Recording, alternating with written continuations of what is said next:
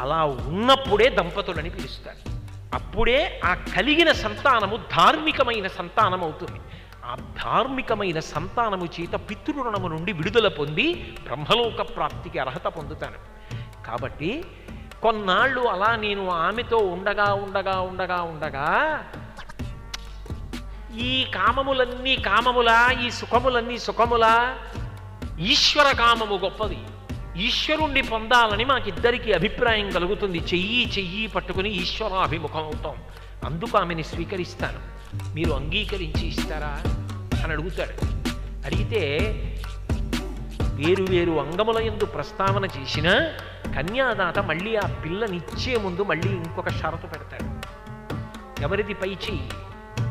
ఆడపిల్ల తండ్రిదే పై చెయ్యి పెళ్లిలో. ఆయన ఒక మాట అంటాడు, ధర్మేచ